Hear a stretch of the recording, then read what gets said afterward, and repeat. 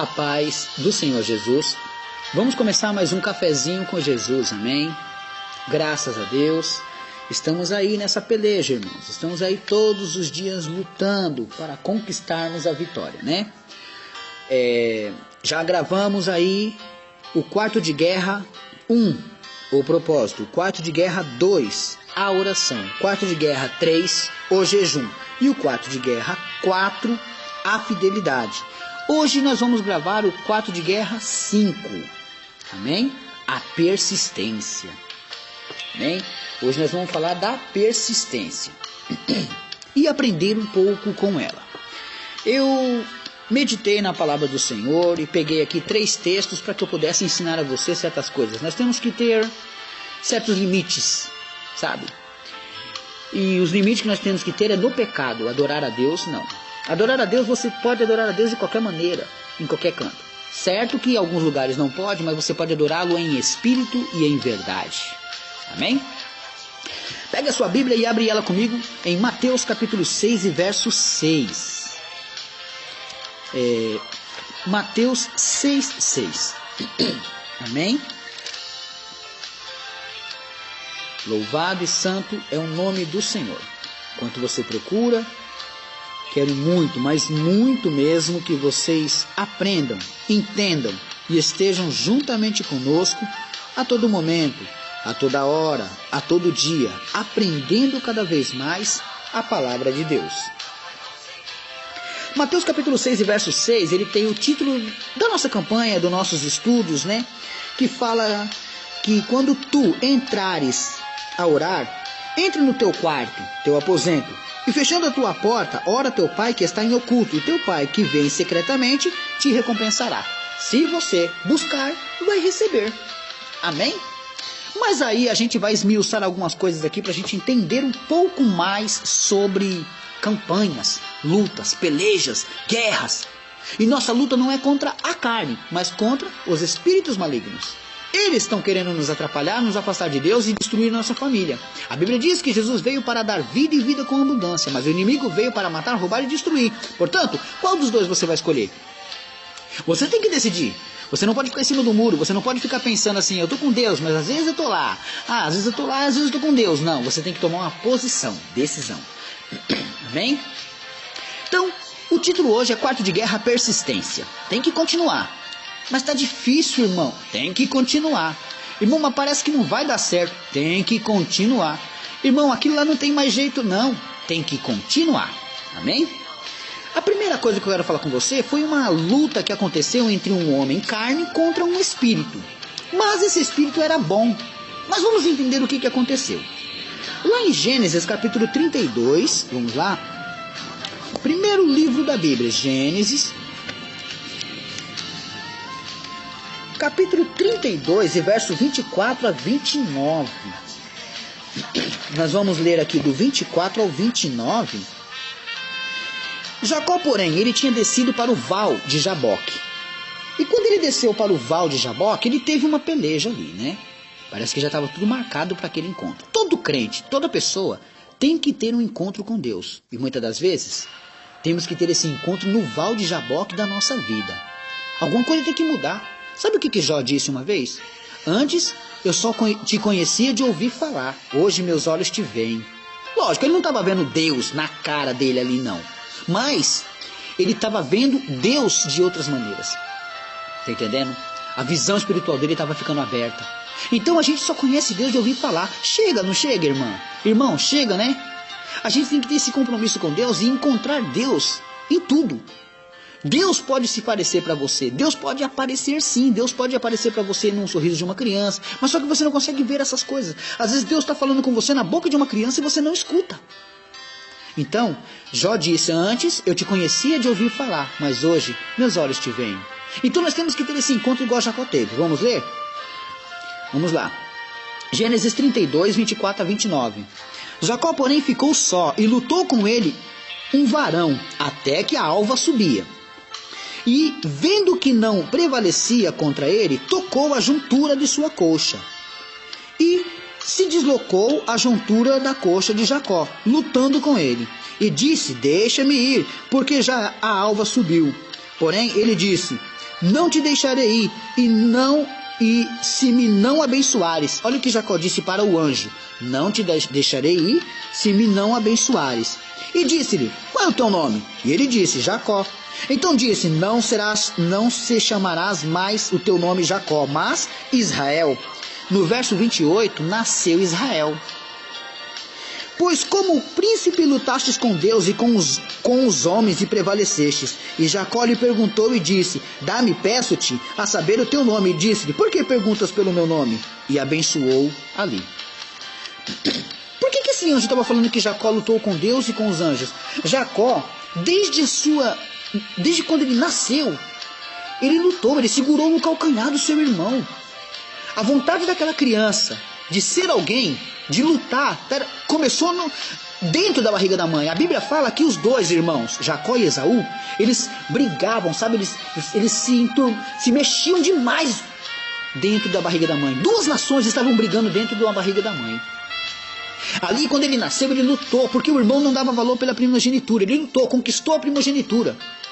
Ali ele começou a conquistar todas as bênçãos que ele podia, até fazer as pazes com quem ele tinha magoado. Ele lutou para ter uma esposa. Acabei de pregar sobre José semana passada. Ele lutou por uma esposa, foi enganado. Como ele tinha enganado, ele recebeu o engano de novo. Depois ele lutou pela segunda esposa, teve seus filhos, foi enganado pelos seus filhos quando a morte de José. Mesmo assim ele lutou com os homens, segurou até vencer. Mas aqui no Val de Jaboque ele tem um encontro com um anjo, e ele segura um anjo, e ele diz que só vai soltar um anjo quando ele for abençoado. A gente tem que começar a segurar esse anjo. Se ele passar na sua frente, segura aí. Deixa ele ir embora não. Segura ele aí e amarra ele até ele te abençoar. Amém? Nós temos que lutar, irmãos. Lutar. Nós não podemos aceitar. A derrota não é derrota para nós. Nós não aceitamos a derrota. Nós temos que lutar. Você não pode deixar seu marido na mão de outras. Você não pode deixar sua mulher na mão de outros. Você não pode deixar seus filhos na mão de outros. Você tem que lutar. Vamos ver mais um exemplo? 2 Reis. Vamos lá. 2 Reis. Capítulo 4. Verso 25 e 26 está escrito assim, ó. Partiu ela, pois, e veio ao homem de Deus, ao Monte Carmelo. E sucedeu que, vendo o homem de Deus, esse homem de Deus aqui é Eliseu, o homem de Deus vendo ela de longe, disse a Geazi, que era o seu moço, né, tipo o seu ajudante: eis aí a sunamita. Verso 26. Agora, pois, corre-lhe ao encontro e diz-lhe: vai bem contigo? Vai bem com teu marido? Vai bem com teu filho? Aí eu paro. Se você está com a Bíblia aberta, você já sabe a resposta. Mas quem não está com a Bíblia aberta e está me ouvindo, qual seria a resposta dela? Ah, você não conhece a história? Então eu vou te contar. Eliseu teve um tempo na casa dela e viu que ela era muito boa para ele. Aí ele falou: o que te falta? O que você precisa? Ele percebeu que eles não tinham filho. Ele profetizou. Aí ele disse: no outro ano e tal, naquela mesma hora, ela teria um bebê. Pronto, nasceu uma criança. Foi a maior alegria daquele casal. Só que de repente aquela criança, quando já era um pouquinho maiorzinha, teve uma grande dor de cabeça e veio a falecer. A criança, irmãos, morreu. Com a morte daquela criança, aquela mulher ficou desesperada. O que você faria? É o fim? Você acha que ali acabou? Morreu, irmãos, mas não era o fim. Ela correu atrás do homem de Deus. E quando ela foi atrás do homem de Deus, ela tinha uma coisa na mente dela: meu filho morreu. Meu filho morreu, mas eu tenho esperança. Jeremias 17,7 diz que bendito é o varão que confia no Senhor, cuja esperança é o Senhor. Esperança para a sua vida, para o seu filho que está nas drogas, para o emprego, por que for, irmãos. A esperança é o Senhor. Por isso que eu estou pregando hoje persistência. Você tem que persistir. Jacó lutou com o anjo, irmãos. Ele não soltou o anjo enquanto não fosse abençoado. O anjo mudou o nome dele porque você não é mais aquele tristonho, aquele que não vence, aquele que não consegue. Hoje você é aquele que alcança. Você é aquele que pode. Você é aquele que tem. Mas eu não tenho. Tem sim. Mas eu não consegui. Conseguiu. É que talvez nada. Mas será, sumiu será. Está repreendido da sua vida. Você pode. Você deve. A Bíblia nunca te chamou de vencedor. Você nunca vai ser vencedor. A Bíblia te chama de mais que vencedor. O título que é dado a você, ele sobrepõe o vencedor. Ele é muito mais, ele está acima, está num nível superior. Você é muito mais que vencedor. Porque tudo eu posso naquele que me fortalece. Agora veja essa mulher, a sunamita, ela corre, o filho dela está morto. E de repente, o empregado, o servo de Eliseu, chega nela e pergunta para ela: oi moça, tudo bom? E aí, vai bem com você? Tá tudo bem com seu marido, moça? E seu filho? Tá tudo bem? Aí ela responde assim: irmãos, vai tudo bem. Vai tudo bem. Como vai tudo bem? Morreu o filho dela, como vai tudo bem? Como que ela pode dar uma resposta que vai tudo bem, sendo que o filho está morto? Só tem uma solução. Ela sabia que vai bem sim. Deus estava no controle, Deus estava no comando. Alguma coisa tinha que acontecer e a resposta vinha de Deus. Ela correu até o homem de Deus. O homem de Deus manda lá o seu funcionário, mas ele não consegue, irmão. A criança não ressuscita. Quando é para você fazer, ninguém pode ir no seu lugar. É você. Não adianta você mandar outro. É você. Irmão, mas eu tenho vergonha de pregar, de falar de Deus. Não. Deus mandou você. Eliseu mandou o servo dele. A criança continuou morta. Até que Eliseu foi lá. Pode ler a história toda, é linda. E a criança ressuscitou. Irmãos, quero falar só mais uma pequena história. Às vezes, mais umas duas pequenas histórias. Você pode dizer assim, mas isso é a história do Velho Testamento. Então eu vou falar para você. Abre comigo em Marcos 5,35. Em Marcos 5,35 é Novo Testamento, tá? Em Marcos 5,35 está escrito assim, ó. Estando ele ainda falando, chegaram alguns dos principais. Aqui quem está falando é Jairo com Jesus. A filha dele estava morrendo. Morrendo, não tinha morrido ainda. Mas no verso 35 diz assim, ó. Estando ele ainda falando, chegaram alguns dos principais da sinagoga. A quem disseram, a tua filha está morta. Morreu também, Novo Testamento. Para que enfadas mais o mestre? Você podia parar sua história aí, ó. Sua situação está morta. Seu casamento está morto. Sua vida está morta. Mas aí eu estou pregando persistência para você.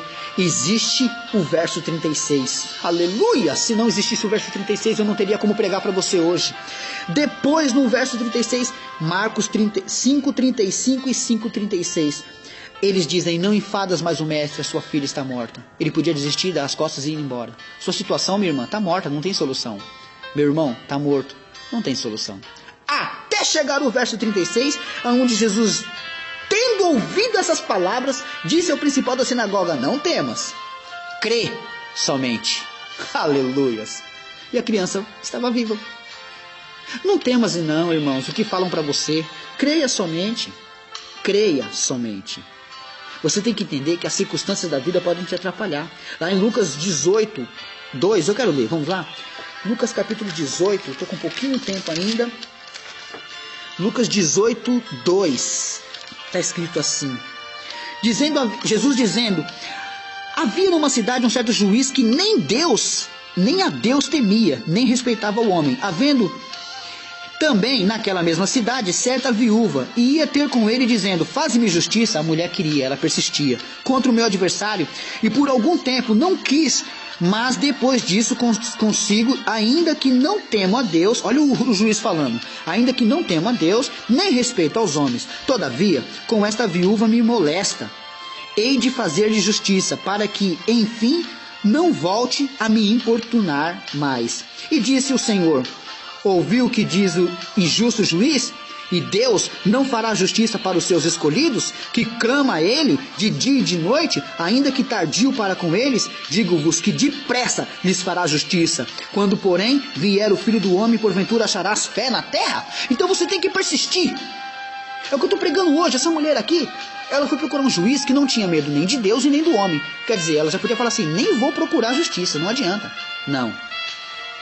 Ela alcançou a justiça dela. E aí Jesus diz assim, ó, esse juiz teve benevolência com ela. Deus não teria com você? Não teria? Aí ele diz no verso 7. Lucas 18, 7. E Deus não fará justiça para os seus escolhidos? Tá vendo, irmãos? Por que eu estou colocando essa pilha de persistência em você? Nem a morte pode nos separar do nosso Senhor. Portanto, hoje, essa é a mensagem que eu deixo para você. Amém? Deus abençoe, meus irmãos.